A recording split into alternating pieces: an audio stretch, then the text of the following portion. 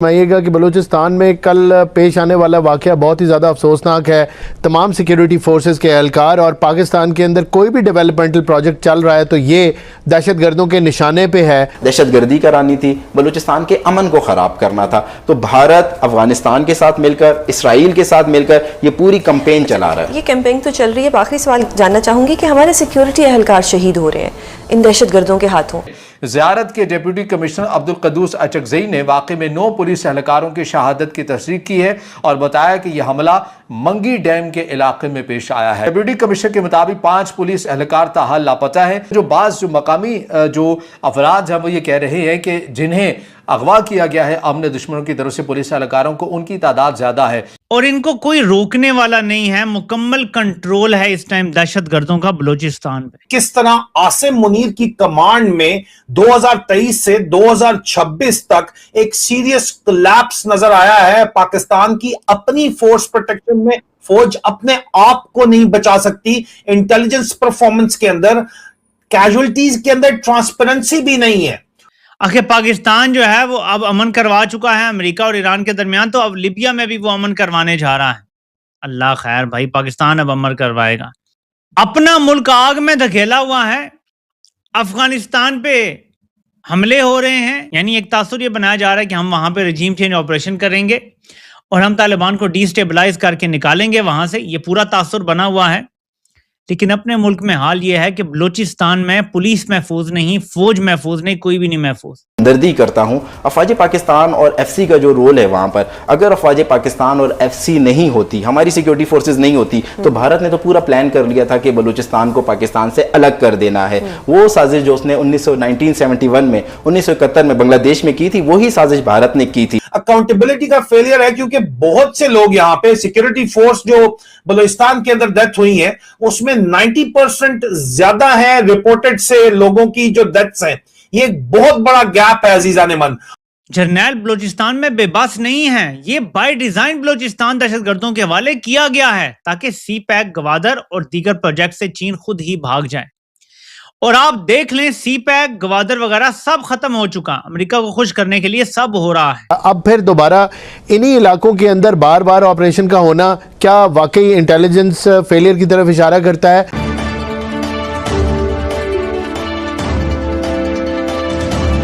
Sir, सबसे पहले बताइएगा कि ये एक बड़ा अफसोसनाक वाकया पेश आया ज़ियारत में, और बलूचिस्तान में अगर देखा जाए तो ये जो प्रॉक्सी वॉर है का जो है, ये क्रॉस बॉर्डर टेररिज्म जो है, इसको इसी की एक कड़ी समझा जा रहा है।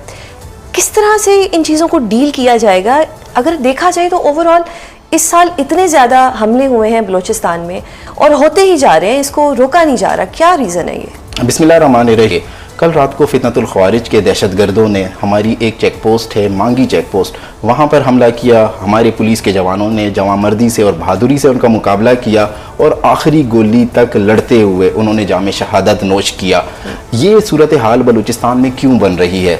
गुज़िश्ता साल मार्काए हक के बाद जब से हमने भारत को शिकस्त दी है, भारत अपनी हजीमत छुपाने के लिए, अपनी शिकस्त छुपाने के लिए अब वो बलूचिस्तान में अपनी प्रॉक्सीज को टास्किंग देकर, पैसे देकर उसने एक्टिव कर दिया है। फितनतुल हिंदुस्तान हो या फितनतुल ख्वारिज हो, वो अफगानिस्तान से दरअंदाजी कर कर आते हैं और बलूचिस्तान का अमन ख़राब करते हैं।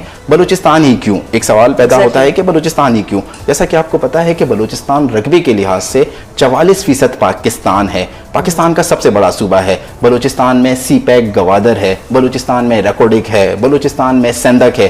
दुश्मन नहीं चाहता कि पाकिस्तान तरक्की करे, और अब मौजूदा हालात में जब पाकिस्तान का एक मजबूत इमेज तेजी से उभर रहा है, पूरी दुनिया पाकिस्तान के किरदार को मान रही है। पाकिस्तान ने जिस तरीके से अमेरिका ईरान मुज़ाकरात में अपना किरदार अदा किया है, उसके बाद से भारत, इसराइल मिलकर बलूचिस्तान के हालात ख़राब करना चाहते हैं। वो बलूचिस्तान की मईशत को तबाह करना चाहते हैं, वो बलूचिस्तान की तरक्की को तबाह करना चाहते हैं, और वो वहाँ पर सॉफ्ट टारगेट्स को निशाना बना रहे हैं। भारत इसमें इन्वॉल्व है। हम मुतअद्दिद बार आलमी फोरम पर इस बात का इजहार कर चुके हैं, इस बात की तहरीरी शिकायत हम दर्ज करा चुके हैं। हुकूमत बलूचिस्तान ने इस बात की तहरीरी शिकायत दर्ज कराई है कि अफगानिस्तान के साथ जो हमारा बॉर्डर लगता है, बहुत बड़ा बॉर्डर लगता है, वहाँ से दरअंदाजी होती है, दहशतगर्द आते हैं, अपने नापाक अज़ाइम को भरपूर तरीके से पूरा करने की कोशिश करते हैं और उसके बाद वापस भागकर अफगानिस्तान चले जाते हैं। अफगानिस्तान में जो इस वक्त वक्त एक गैर संजीदा क़यादत मौजूद है, तालिबान रिजीम जो मौजूद है, वो तालिबान रिजीम इन दहशत गर्दों को महफूज पनागाहें फराहम करती है, इनको वहाँ पर पनाह देती है। इसके साथ साथ तालिबान इनको हथियार, असला और पैसा भी फराहम कर रहे हैं। नेटो फोर्सेस जो $8 बिलियन का असला अफगानिस्तान में छोड़कर गई हैं, वो अब असला बलूचिस्तान में इस्तेमाल हो रहा है और उन्हें पूरी भारत की आशीर्वाद हासिल है, इसराइल की आशीर्वाद हासिल है और उनको सबसे बड़ा जो फैसिलिटेट कर रहा है वो अफगानिस्तान कर रहा है। जो सरहद पार दहशतगर्द हैं, इनको मकामी सपोर्ट कैसे मिल रही है और इनका तरीका वारदात क्या है? देखिए, सरहद पार जो दहशतगर्द हैं और पाकिस्तान में जो लोग रहते हैं, इनकी ज़ुबान, सकाफ़त, कल्चर सेम है। ये पश्तो बोलते हैं तो ये आकर मकामी लोगों में घुल मिल जाते हैं और वहाँ पर एक बयानिया बनाया जाता है जो रियासत मुखालिफ बयानिया होता है। वहाँ पर ये तासुर देने की कोशिश की जाती है कि बलूचिस्तान के हकूक दीगर सूबे खा रहे हैं। कभी वो पंजाब के ऊपर इल्ज़ाम लगाते हैं, कभी वो सिंध के ऊपर इल्ज़ाम लगाते हैं, कभी वो KPK के लोगों के ऊपर इल्ज़ाम लगाते हैं। एक नैरेटिव बनाया जाता है, फेक नैरेटिव, लोगों से सिंपैथीज हासिल की।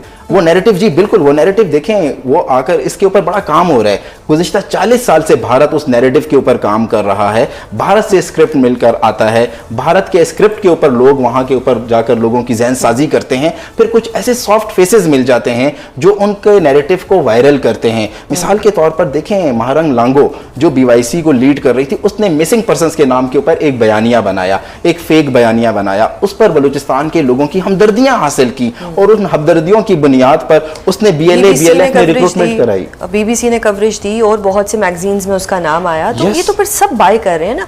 आपने नैरेटिव की बात की, महारंग की आपने बात की, खवातीन को भी टारगेट किया जा रहा है, खुदकुश हमला आवर जो है वो खवातीन भी हो रही हैं। देखें, पाकि बलूचिस्तान जो है, अगर उसके डायनामिक्स आप देखें तो आपको पता चलेगा कि पाकिस्तान की तरक्की में बलूचिस्तान बहुत अहम किरदार अदा करने जा रहा है। अगर गवादर पोर्ट फंक्शनल हो जाता है, अगर सेंदक और रेगोडिक में जो एक बहुत बड़े मादनियात के ज़खायर हैं, पाकिस्तान उन्हें यूटिलाइज कर लेता है, तो इस खिते के जो साउथ एशियन टाइगर है वो पाकिस्तान बन जाएगा। इस तरक्की को रोकने के लिए सारी साजिश हो रही है। तो भारत अफगानिस्तान के साथ मिलकर, इसराइल के साथ मिलकर ये पूरी कैंपेन चला रहा है। लेकिन हम जानते हैं एब्सोल्यूट सिक्योरिटी नाम की कोई चीज़ नहीं होती। तो जैसे ब्रिगेडियर साहब ने इशारा किया, इनका जो एरिया ऑफ ऑपरेशंस है या जो इनकी मोडस ऑपरेंडी है, उसके अंदर भी चेंज आ रहा है, वो भी बेहतर हो रही है। दहशतगर्दी के हमलों के अंदर फेरोसिटी भी ज़्यादा हो रही है, इनको फंडिंग भी आ रही है। आप कैसे देखते हैं मामले को?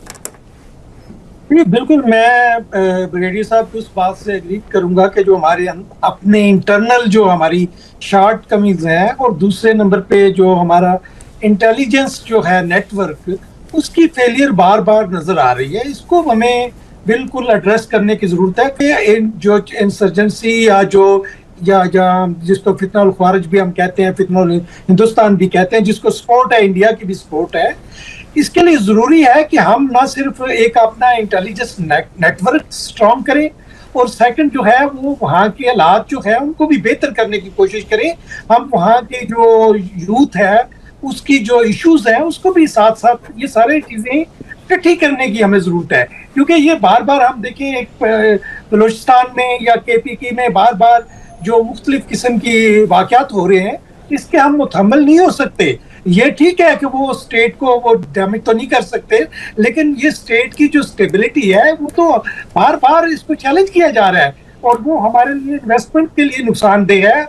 जहाँ कोई इन्वेस्टमेंट नहीं करेगा और इन्वेस्टमेंट में कमी भी हमने देखी है, तो ये बड़ा ज़रूरी है। जहाँ हमारी फोर्सेस बड़ी इफेक्टिव हैं ऑपरेशन करने में, उनको अपने जो इंटेलिजेंस ऑपरेशंस हैं उनको बेहतर करने की ज़रूरत है और वहाँ के नौजवानों को जो है वो एक नया बयानिया देने की ज़रूरत है, उनको जॉब देने की ज़रूरत है और वहाँ पे डेवलपमेंट के प्रोजेक्ट जो है वो नज़र आने चाहिए।